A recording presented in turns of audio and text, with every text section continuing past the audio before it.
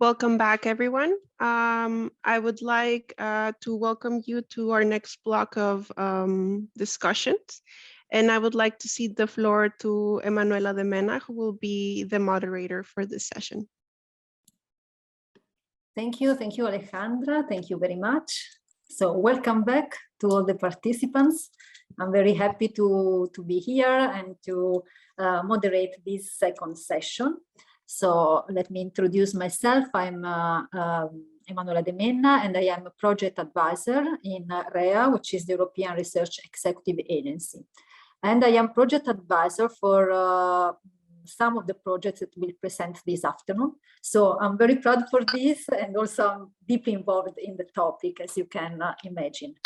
Now, just to make a link to what was the first panel and what was already discussed, we saw in the first panel a lot of challenges for cities nowadays, many different priorities, and challenges like the digital and green transition, the climate neutrality, the proximity economy, culture and creativities for the recovery, social innovation.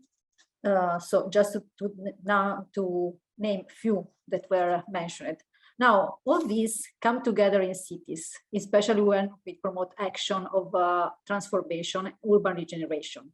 So what will be the main aim of the discussion in this second panel will be, how do we know how they come together, and how do we measure what is happening when we promote transformative actions in cities?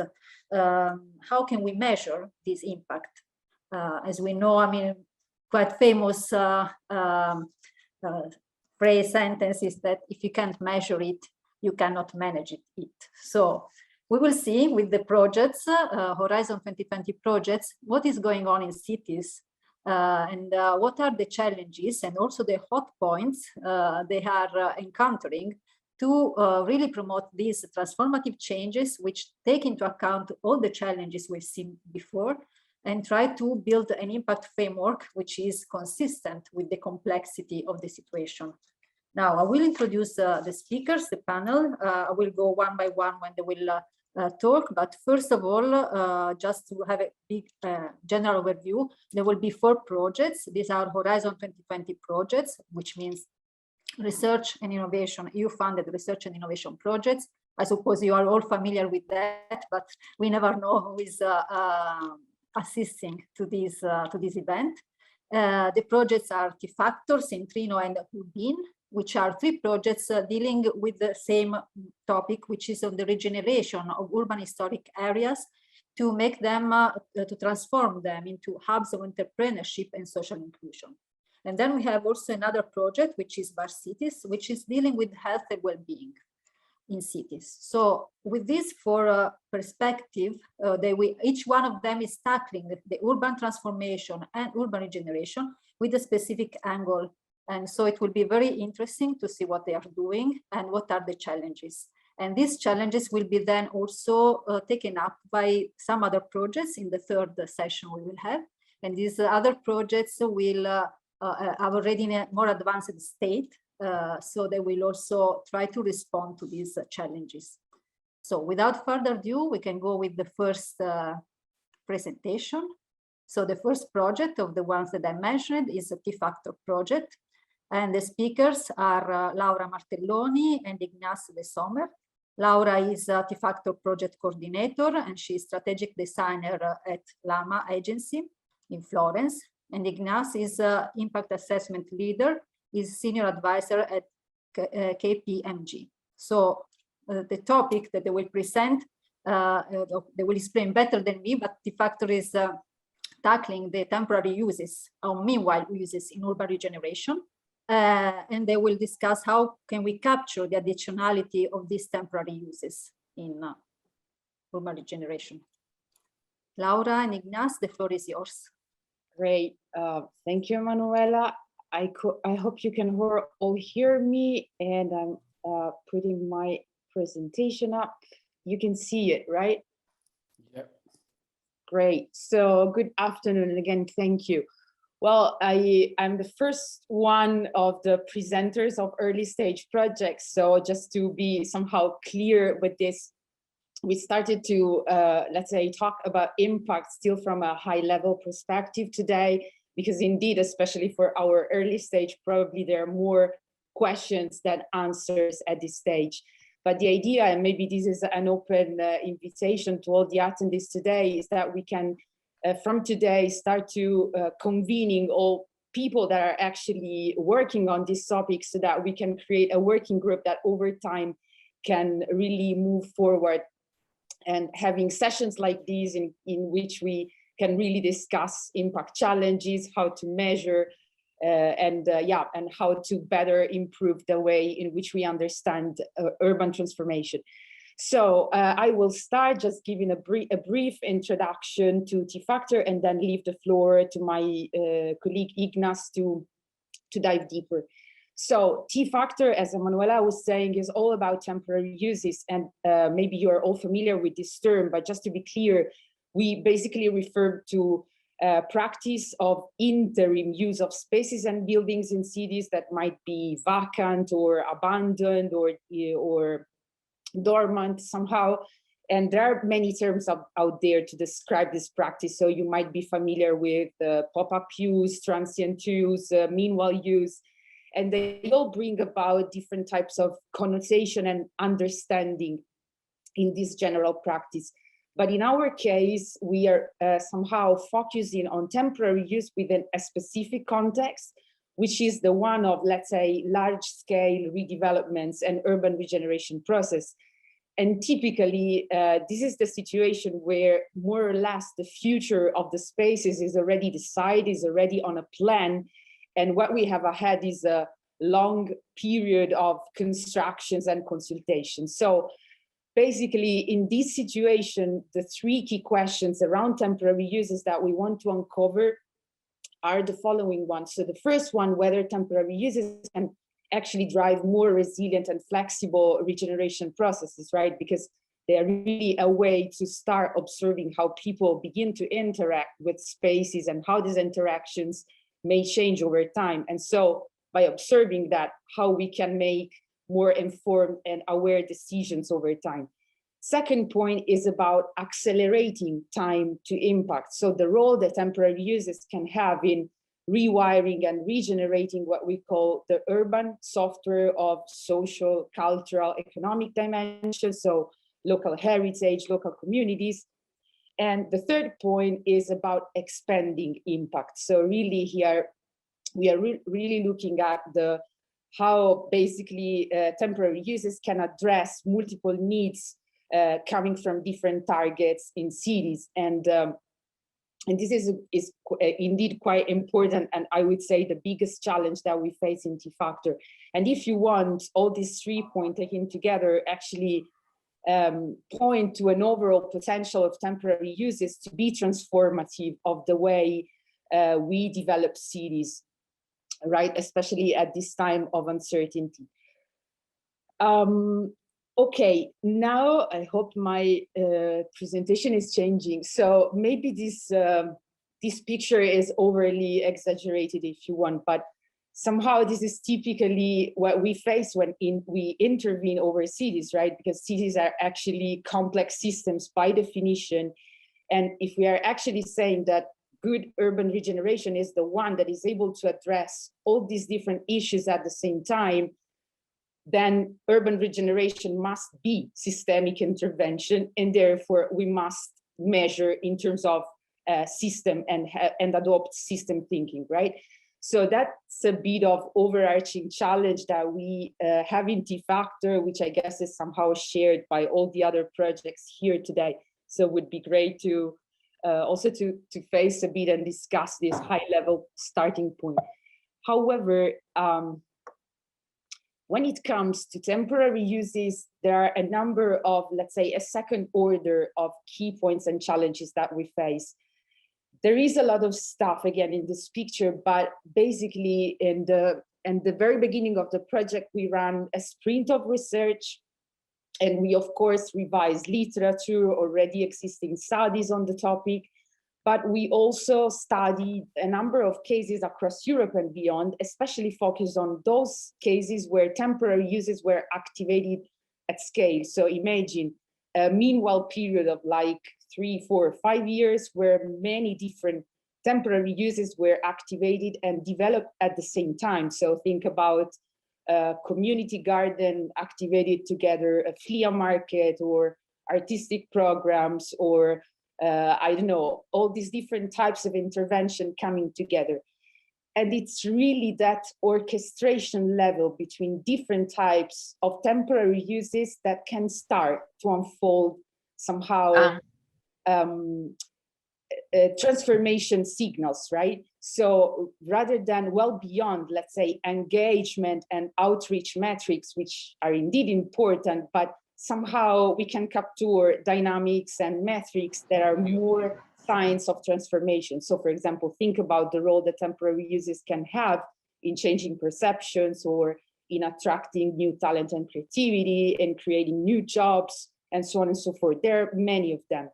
But clearly, again, as we are somehow looking at this orchestration, let's say, dimension, it's quite hard to think in terms of linear impact measurement, right? You cannot really go there and say, okay, because we develop this specific temporary use, then the effect will be A, B, C, and D. It's not definitely like this, because we really need to look at this systemic effect that is somehow plugged within a broader regeneration process. So that's why we soon came to the conclusion that in our case, we could not really think around impact in terms of, let's say, attribution, but rather think more in terms of contribution of temporary uses to broader regeneration dynamics.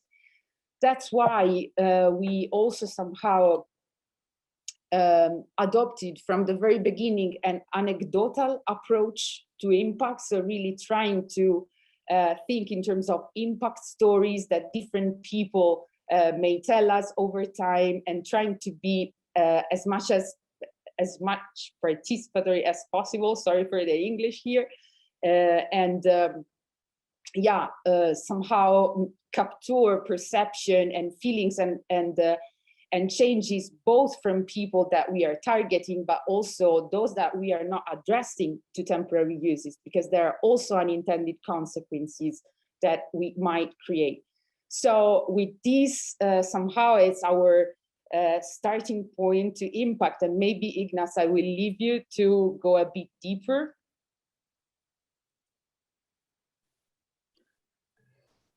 Yes, thank you, Laura.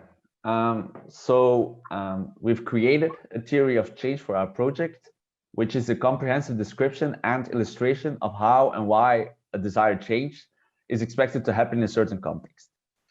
The combination of different meanwhile activities, outcomes, and outputs is articulated alongside 3 levels at which our T-Factor project is expected to achieve change. Firstly, on the bottom of the slide, we have the mission level, which is the micro level of the meanwhile activities. Meanwhile activities across the pilot cities will follow a mission-oriented approach. We link the change we want to achieve to different impact teams, varying from growing prosperity, which is promoting local social enterprising, employment and income, towards making places, which focuses on, for instance, well-maintained, user-friendly public spaces. All these different meanwhile activities can have an effect on the regeneration project itself. That's what you can see on the second layer of the framework. It is what we call the pilot level, which is the meso level, affecting the master plan and regeneration project by enabling changes in the master plan itself and possibly enhance the capacities and capabilities of the developers of the regeneration project. Lastly, on top, you can see the transnational level, which is the macro level of T-Factor. Here, we want to contribute through the creation of knowledge, practices, and capacity to other regeneration cities through international collaboration, knowledge exchange, and co-creation of new knowledge and practices in the field. Next slide, please, Laura. The next step that we did is to put that theoretical theory of change into practice. On this part, we focus on the mission level, which is the temporary uses on the ground. To fully capture the objective of the theory of change, a general impact framework is created, which can be used, adapted, and applied by all the different pilot cities and thus the regeneration projects. This is what you can see on the left part of the slide. The 3 key features of this framework are the following. Firstly, the identification of area of KPIs, with corresponding output indicators that could be used or measured after a meanwhile activity is identified. These activities will produce immediate direct outputs, such as, for instance, the number of participants of this webinar. Secondly, the type of outcomes. Often, a set of direct outputs from the orchestration of different activities could lead to an outcome over time. Therefore, in line with the output indicators, a generalization of possible outcomes is identified that can be influenced by a pilot city. The 9 generalized outcome types vary from increased knowledge and awareness, and enhanced access to resources and opportunities, towards increased participation and collaboration, and new improved places. Thirdly, and last part of our framework, you can see the different impact themes of the theory of change. Furthermore, we've opted to use the outcome mapping methodology to assist the pilot cities to use the theory of change in their local context. It is the backbone of the T-factor approach for the operationalization of the theory of change.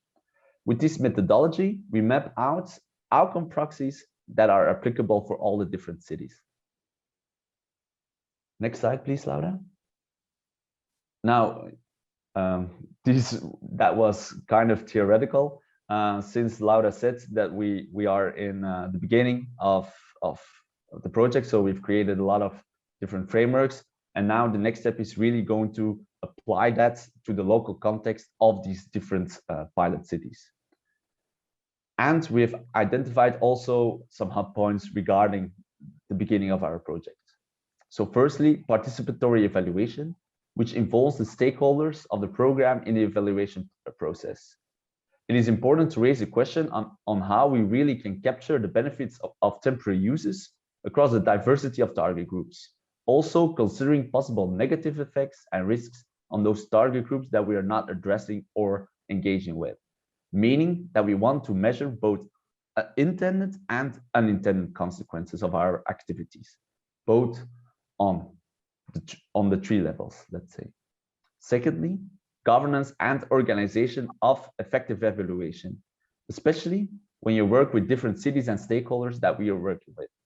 You need to think through what kind of organizational arrangement could allow us to better embrace evaluation as a capacity building process, meaning how to build evaluation teams and working processes where impact assessment is not only in the hands of experts, such as Laura and me, but it's more of a joint strategic tool used by all the different users and practitioners of our project. Thank you very much, and it was a brief introduction of our T-Factor project. Thank you very much, Ignace, and thank you, Laura. So very interesting, very important, this theme of the just city, and Laura was mentioning the right to the city. This is something that is underlying all the project, but all our cities. So it's a really important topic. So it's a really important, this hot challenge, hot point, how to evaluate participatory transformation and really to the different target groups. So this is to be discussed and together with how to organize this impact framework. Now we go for the second project, and then we will come back to these hot points. The second project is CENTRINNO, and the speaker is Alex Pazaitis. Sorry, Alex, I'm sure that I pronounced it very, very badly, but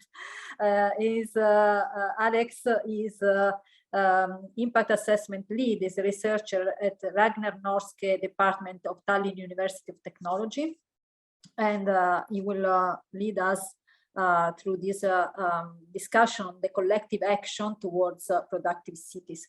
May I ask to stay in 10 minutes with the presentation maximum so that we can have time then for the discussion. Thank you, Alex.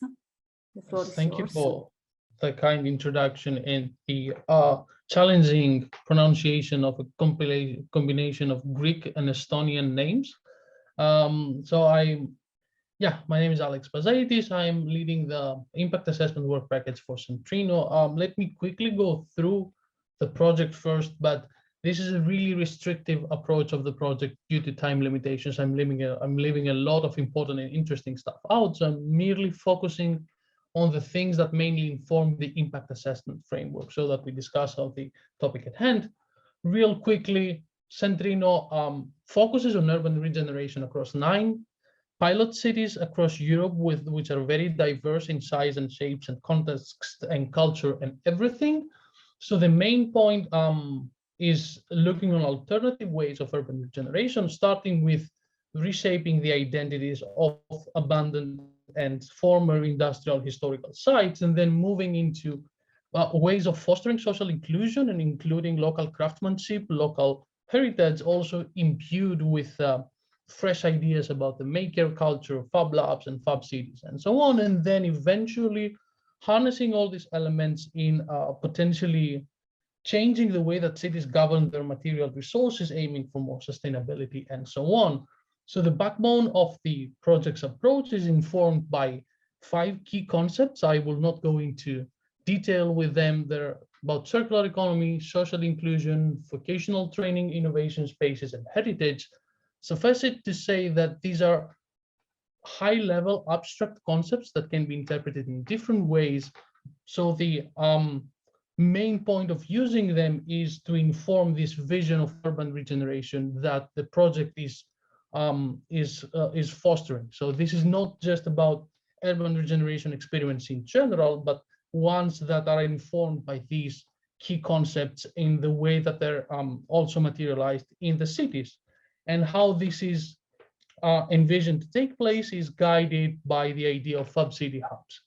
So Fab City Hubs is kind of the closing the circle of Fab Labs, moving into Fab Cities, and then moving back into spaces, but not so much restrained in a Fab Lab or a makerspace, rather focusing on the environment and activities and organizational arrangements that take place and develop around them. So the context in which something like a makerspace makes sense, the way the activities it enables, the things that it allows a city to develop. So Fab City Hubs are seen as these permeable hybrid spaces where citizens and groups can experiment with technologies that are offered by makerspaces or Fab Labs and foster new productive and circular practices connected to their local reality and also the local heritage, and aiming, of course, for more sustainable forms of production and so on.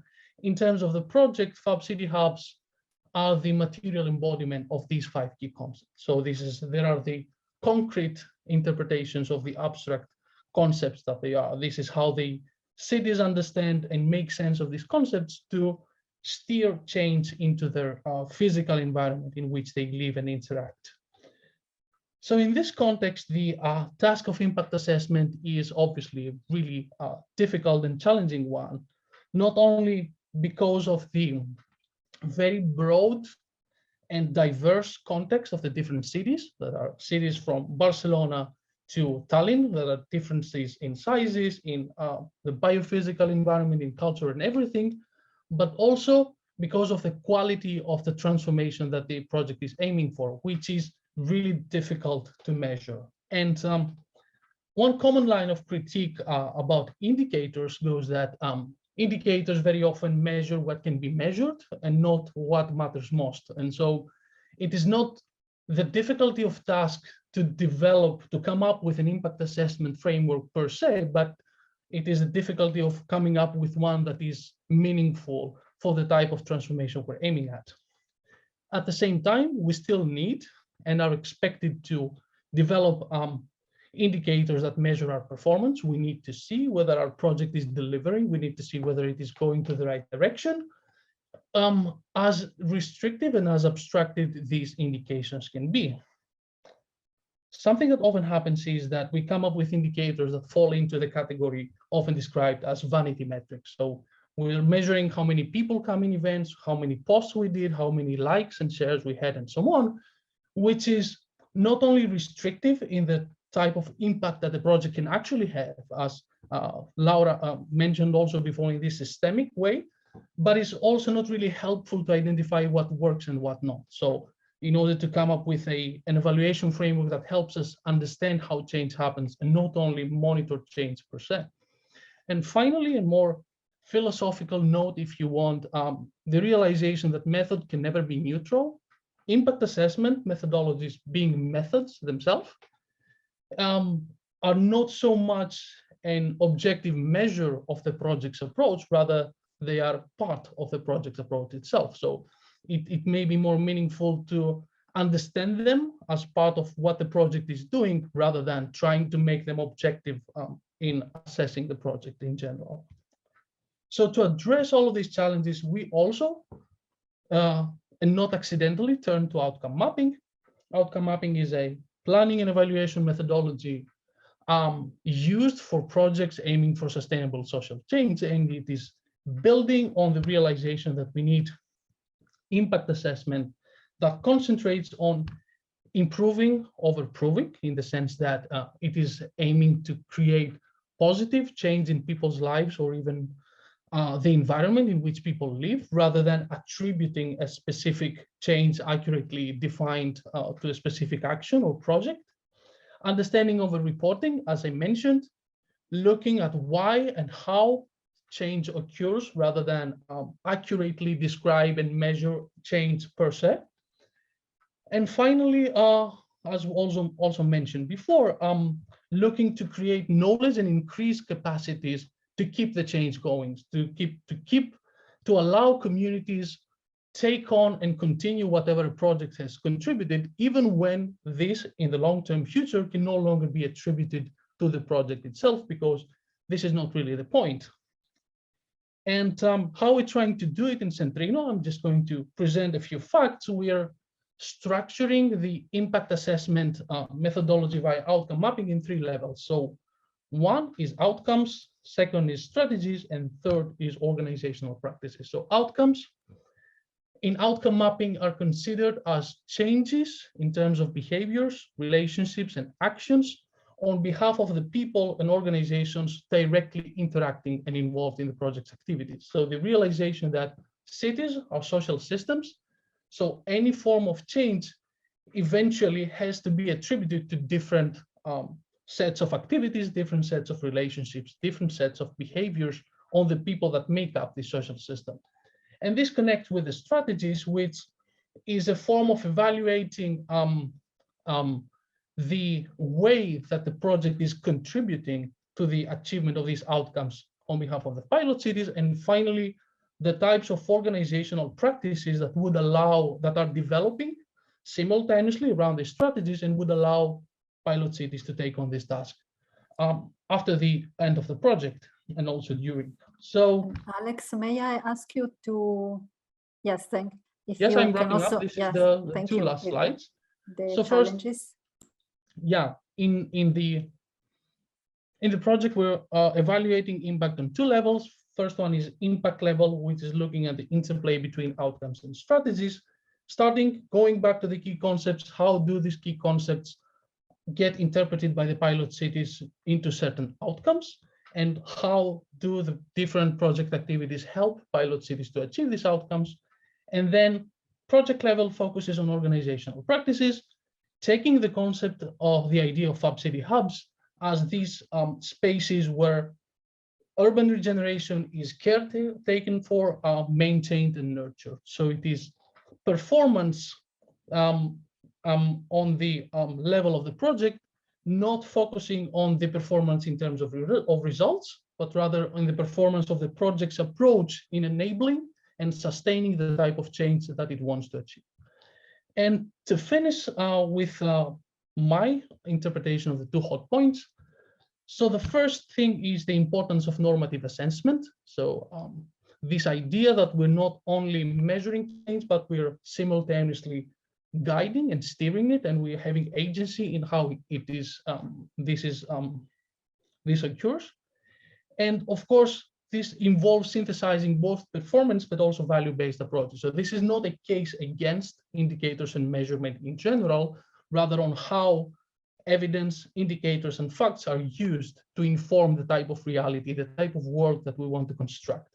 And finally, this leads to a different paradigm of policy making that's evidence informed as opposed to evidence based, which is focusing more on understanding what matters and understanding our role of guiding, steering, and facilitating the types of things that we would like to see in our cities, in our environment, and so on.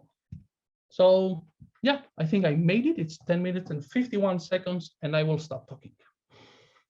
Okay, thank you very much, Alex, and thank you for this very interesting presentation and these challenges are really the value-based evaluation. So what really matters and going from a high-level abstract concept to what really counts in cities. I will give now the floor to, we swap with the first original plan, to Denia Kolokotsa. Sorry, maybe also this name is challenging, so maybe it's okay. Thank you. Which is the Dean of the Chemical and Environmental Engineering School in the Technical University of Crete. And Denia is also the project coordinator of VARCITIES, which is a project which is dealing with health and well-being in cities. So something which is really, really hot in this moment. And she will lead us on what is the contribution to urban regeneration, health and well-being to urban regeneration. Denia, the floor is yours. I'm trying to put green mode, but I cannot. I don't know why. Can you hear me? Yes, we can hear you. Maybe, I don't know if Laura or somebody has the presentation so that we can share the screen. Sorry, I tried to, yeah. Is it okay now? No, we still don't. Yes, now we see it. Okay. Okay, I tried to, yes, okay. So my discussion is how can assess the contribution of urban regeneration to health and well-being. So I'm, as Manuela said, I'm coordinator of VARCITIES project. VARCITIES is about visionary nature-based solutions for health and well-being and resilience in cities. We started in 2020 and we ended 2025, and we have 8 pilot cities that we test and implement on a series of visionary solutions that involve nature-based solutions, also green public spaces, smart and resilient, integrated with smart devices and exploited digitally. And also we put people and citizens at the center of our vision. We have, as mentioned, 8 pilot cities spread around Europe with different regeneration policies and different actions, all in outdoor spaces. I would say a few things about that. We start from urban parks, regeneration of all sites and roads, urban garden courtyards, and we work in 3 axes. We develop measurements for all these outdoor spaces, and we collect these measurements in the VARCITIES ICT platform that is under development. We create a helix, which is a network of stakeholders of cities, industry, businesses, researchers, nature-based projects, and also we act in 4 dimensions: social, nature-based solutions, cultural, and digital. We start with how we engage the citizens. We had the stakeholder mapping at the early stages of the project. We included the health and well-being actors, nature-based manufacturers, suppliers, experts and architects, end users and consumers, residents, teachers, students, persons with special needs, social development associations, research and communication, government, of course, public administrations and municipalities, and of course, economy, business innovations, and investors. The strategy has 4 steps: co-identification, co-design, co-implementation, and co-evaluation of all these solutions that we propose for the 8 pilots. The first step is the co-creation, which gives emphasis to the identification of the challenges and what these solutions that we are proposing are affect the outdoor environment of the cities. Also, we have a co-design process where we presented the solutions to the stakeholders and the people, the stakeholders involved, and we got feedback. And then we are now in the co-implementation stage that started just now. In a different actions that we had with stakeholders, we acted with a pestle analysis at the pilot area level. So we had this round pestle analysis of environmental, political, economic, social, technological, and legislative factors.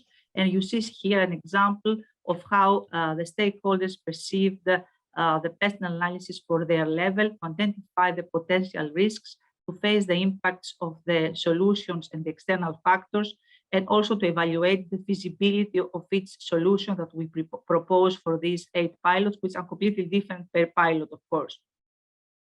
This gives a qualitative also and holistic approach. After that, we combine this pestle analysis in local level with SWOT analysis to consider not only the internal factors, but also analyze to consider also the internal and external factors, and that are not taken into account and not extensively considered in a pestle analysis. Okay. I tried to. We had at least 2 workshops per pilot city. One, it was a quantification workshop. You see here the results from the mural, that we had the interactions with the stakeholders during the pandemic. Of course, we didn't do that by physical presence, but also we had partly physical, partly with remotely. We collected the pestle and SWOT analysis, which is the drivers and challenges related to the pilot areas and the solutions that VARCITIES are proposing. Then we presented updated versions of visionary solutions accordingly to what we collected from the stakeholders, and we created an impact and multi-benefits analysis. In order to do that, as I mentioned, we had the 4 axes, but try to deconstruct the concept of visionary solutions, and we have these 3 pillars: nature-based solutions with different activities, climate resilience, air quality, place regeneration, digital solutions, energy, Internet of Things and mobility, sustainable built environment, integrated infrastructures and processes, and also a list of socio-cultural solutions for, of course, health and well-being, and also new economic opportunities and jobs, business models, and finance citizen focus. We created then for each of the pilots these 3 discs, which incorporates the challenges, and we collected also information from other projects, what kind of key challenges they addressed in terms of natural, digital, and socio-cultural solutions. And then with this, with this umbrella, we identified the visionary solutions' multiple benefits, and we analyzed the potential contributions of the solutions that we're proposing for the outdoor environment to the 2030 Agenda for Sustainable Development and OECD Wellbeing Framework, by subjectively link every key challenge to one or more goals, depending on the areas of intervention and understanding what multiple benefits can be delivered. Then we measure the visionary solutions' multiple benefits, and we identified 10 KPIs for nature-based solutions, key performance indicators that are grouped now per type of solution, 5 KPIs digital, and 13 KPIs for socio-cultural. These are merged, of course, in different pilots, and we have, it's not like completely constructed, but now you can see it, we simplify that way in order to be able to assess all the key performance indicators. For each pilot area, then, we developed a diagram that synthesizes the key challenges addressed with implementation of the visionary solutions. For example, in Skellefteå in Sweden, we have this graph that shows the socio-cultural solutions that they are looking. Of course, health and well-being is one of them. The second one is the digital solutions that they are looking at. It's integrated infrastructures and processes. And the third one is the nature-based solutions, which they are looking at climate resilience, water management, nature and climate hazards, biodiversity. The same disc, which you can see, we have it for all the pilots that we develop solutions for them. Then after that, the point is how we collect this data. We are under development of a health and well-being platform, as I mentioned before, which has a dashboard, an overview, EU map with each location and able to show the sites side by side. Here you see some graphs of the initial design. And then we have a dashboard showing 3D view of sites, highlighting visionary solutions and the KPIs related to health and well-being, and also sensors dashboard with different time series data from the sensor, but also we would like to show that in a more simple way. And we have some phases or different ideas of showing the results that can be assessed by the citizens and not only by scientists and engineers. And also we have green spaces, biodiversity, education, and feedback dashboard to show the impact of green spaces, biodiversity on health and well-being, and allow inputs to health and well-being KPIs. And then we would like this platform to be an interactive and for the citizens, interactive platform for the citizens, and to have an active say what health and well-being should mean to them. Also, we're creating a game through these 8 pilot sites that allows people to interact with the solutions that we propose and how they will improve their health and well-being with nature-based solutions. A final thing that I wanted to say is that through the clustering activities of we're together with the sister projects in the action of health and well-being in cities, we are trying to develop a joint manifesto that inspires and describes tangible actions to address both health and well-being at the local level in line with the subsidiarity principle. The aspect that we are taking into account is the scale of intervention, referring to cities of different size and to different actions, the human and planetary health, suggesting an ecological impact of cities, a gender diversity, equity, and inclusion of inhabitants. Also, not only citizens, since some social groups that will be engaged are possibly migrants and refugees, the digital and technological component, also including artificial intelligence, Earth observation, and citizens observatory, and the cultural dimension of health and well-being in line with the new European Bauhaus initiative. And also this will be in a draft action plan from all clustering projects. That's all from me. Thank you. Thank you. Thank you very much, Denia, for this very effective presentation. I have to say that thanks also for the joint manifesto for reminding that there are a cluster of projects working on this aspect. So, and it would be good, I say, it's good to see the synergies between the different projects. And I would like also to highlight the challenges that Denia, was putting forward, like really the different understanding of health and well-being. And I think this issue of the different understandings was also mentioned by Alex before. So really important aspect in the evaluation, and the active say of citizens. So how can we ensure that they are involved in this evaluation framework? So we go now for the last presentation of this session. And this presentation will be by Ubin project, which is with the Vera Gregorio, which is the project manager of Ubin and also project manager at Lisboa Innova, and Chris Taylor, which is environmental economist at Catapult in the UK. And they will tackle the issue of heritage-driven urban regeneration. And so Vera and Chris, the floor is yours. You can stay in 10 minutes so we can then wrap up the session. Thank you. Thank you. Thank you. Good afternoon. Just a confirmation if I'm sharing well my screen. That's okay. Yes. Okay. We're seeing your note, but it's okay. Maybe you have to change the definition on the monitor upstairs, I think. I'm sorry again. To put in full screen. Let me just check again. And now? Let's see. Now it's good. That's okay now? Perfect. Okay, thank you very much. So again, good afternoon. I'm going to, before sharing our questions and our hot points, of course, that I will need to give you a very brief overview about what we have been doing so far. But just to highlight what Laura mentioned in the beginning of the T-Factor presentation, we are at this stage more able to raising questions than answer those questions. But of course that we have a process that is being developed and some work has been done so far. In this context, I'm going to tell you that to tell you, welcome to Urban Places. Welcome to Urban Places. Urban Places, it is a concept that we have been developing in the BIN project to characterize the activities and the approach that we are using to promote urban regeneration in historic urban areas.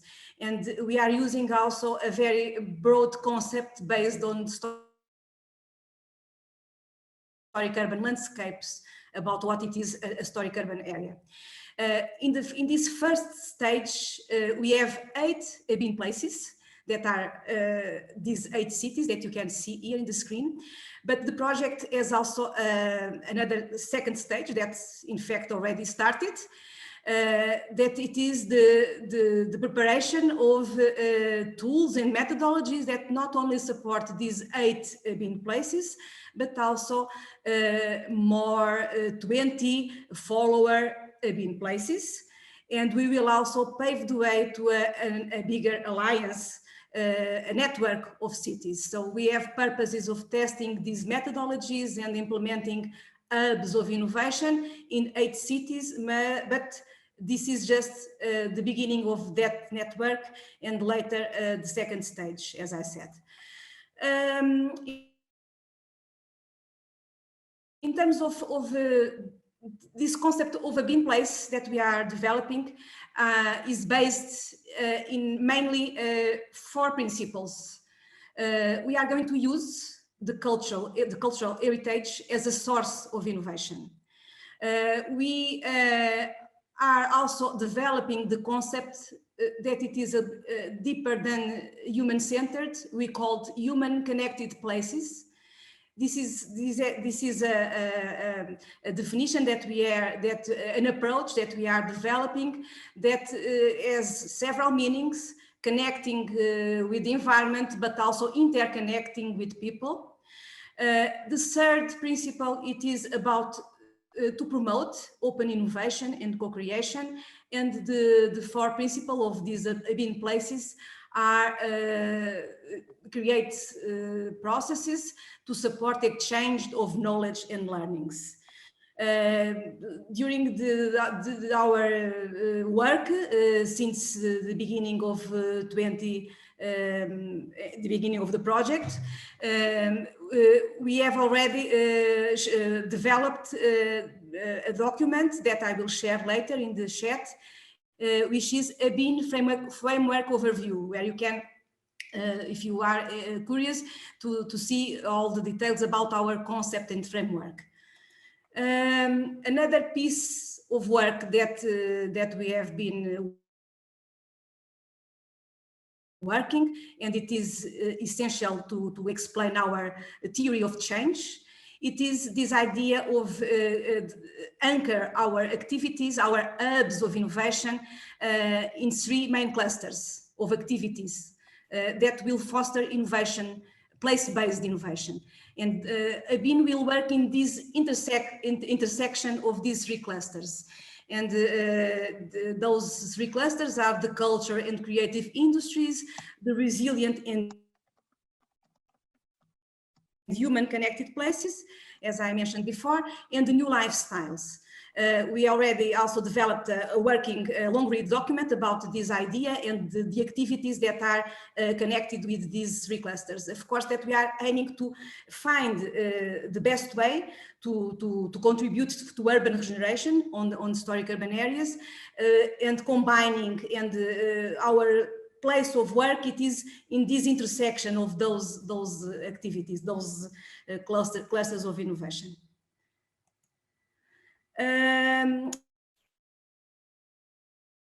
Another piece of work that it is being developed, that it is already developed, it is about the ingredients.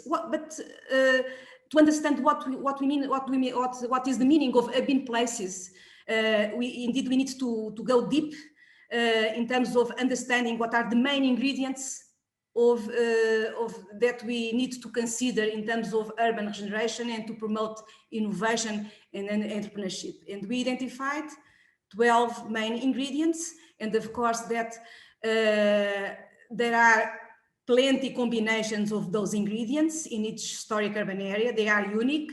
And in these ingredients of historic urban place, you can find different cases that were researched during this process. Finally, and as a sequence of this research about ingredients and the clusters and so on and everything, I'm happy to share with all of the attendees that we just delivered last week a digital tool that it is a bin atlas, our bin atlas, that includes at this moment, it will include more, but at this moment includes 65 cases of historic urban areas across Europe that will be an inspiration of these combinations, different combinations of these 12 ingredients, and are cases that we can follow and research as inspiration, as I said, to develop our hubs of innovation. Chris, could you please proceed? Sure, thanks, Vera, and hi, everyone. So building on those clusters of activities, the hubbing clusters, and those good practice examples that Vera just mentioned, hubbing aims to mobilize from theory into practical action within the cities through an iterative process. So you can see here the first stage on the left, understanding the state of play, where each city in the historic urban areas looks to understand who are the inhabitants, who are the stakeholders, public and private, who are the non-local visitors, and what are their hopes and fears for the city, what are their motivations and aspirations. In the second stage, then the third, you can see there's preparing the setup of the hub and launching, and this really comes from defining their vision, specific objectives and targets for the intervention in the city, as well as a roadmap for how to get there and deliver those clusters that Vera mentioned. And at the fourth stage, you can see that leads to measure and evaluation, at which point learnings can be applied and kind of the process iteratively evolve to try and drive that value creation across those clusters that hubbing aims to achieve. Next slide, if that's okay, Vera. So how do we intend to assess impacts? We face all the same challenges that all the other speakers have mentioned. They're all extremely relevant. We've rooted the beginnings of our thinking in a theory of change, which intends to show how the program intends to deliver activities. Oh, sorry, Vera, one slide forward, sorry. How the program intends to move from the problems on the left-hand column there, the rationale for change, what specific activities hubbing will do to drive those, as mentioned with the clusters and the roadmaps, and what tools and outputs in the middle columns that will lead to, again, reflecting CENTRINNO here, both at program level with tools and frameworks, and at city level with specific interventions on the ground. And then again, those should lead in the right-hand column to the medium-term and long-term impacts across different stakeholders. And it's really important to understand those different stakeholders. Some may be vulnerable groups, some may be positive consequences, some may be negative, intended and unintended. So if you look at the right-hand column there, you can see obviously in the long-term impacts, the UN Sustainable Development Goals, highly relevant, highly topical for cities, and aiming to drive, thriving economies, livable places, resilient environments. The big topic, long-term impacts. Just taking a step to the left there, those 4 circles, those should be driven, again, in an ideal world, by standard, credible techniques for economic, like jobs created in creative services, social, like quality of place and sense of belonging, health, cultural there, which we've heard from many speakers is super relevant and more so, and environmental. And just taking a step to the left again, those 3 blue circles, the question is how to map those with these innovative approaches that seek to tie them to creative industries and new lifestyles, as we heard from Vera. And just to reflect on the challenges a lot of the sister projects have mentioned, that takes us right back to that box at the far left there. around the challenges. We may not expect to see these outcomes within the program timeline, the outcomes and impacts on the right within program timelines. Often municipal data sets aren't the right geography, the geographical boundary to hone in on smaller historic urban areas. And there are all the challenges of attribution that T-Factor mentioned, how to attribute change to the program. So just to finish up here, in the grey box, what we're currently exploring and look to explore further is how to innovate and capture not just the outcomes, but also what we're calling output metrics and process metrics to check the program and cities are on track in a way that's expected to deliver that future change. And how do we build capacity? Maybe that's education, maybe that's finance, maybe that's networks between entrepreneurs. These are all kind of open questions that Hubin is looking to explore. So thanks very much. That's it for me. And I think over to Vera for the question. Thank you. I don't know if... okay. Yes. Just to finalize, Manuela, sorry. Yes. So, this brief presentation will lead us to a question that just to explain what it is underlying this question. So how to move from an outcome-based impact assessment to an ex-ante impact evaluation and monitoring with effective capacity to influence and add value for the implementation of strategies and activities in urban places. This is a very long question, but just to translate this a little bit more, I was listening Laura and also CENTRINNO, and this is always around the same aspect. We are dealing with systemic transformation, urban regeneration. We are implementing activities and roadmaps and activities in the short term, short mid-term, which is 4 years, projects of 4 years, but we are dealing with issues systemic, complex, different across cities, of course, and that implies long-term activities, implies connection with other nodes, ecosystems, in each city implies the connection with ecosystem and innovation connection with the other infrastructures already existent in each city. And in our case, Abin case, also implies the creation of a network and creating synergies across all of those nodes of innovation that we are aiming to develop. So there is apparently a paradox because we have short-term activities, of course, anchored in strategies, and we are not just, we don't want just to measure outcomes or the result of our own activities. We want to really understand what are the best activities and the best strategies to create impact, mid-term and long-term impact. And that's why, just to conclude, Emanuela, that's why in Abin we are not concerned only with the roadmaps in each city or the activities that we are going to implement, but also with a kind of an infrastructure, the hubs of innovation that we aim to develop, a long-term infrastructure. Thank you, Manuela. Thank you. Thank you to you, Vera and Chris.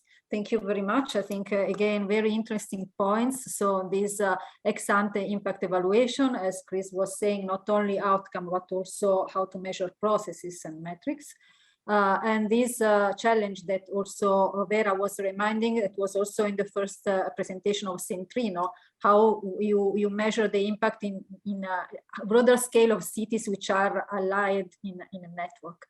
So I think all these challenges, we have many hot points on the table.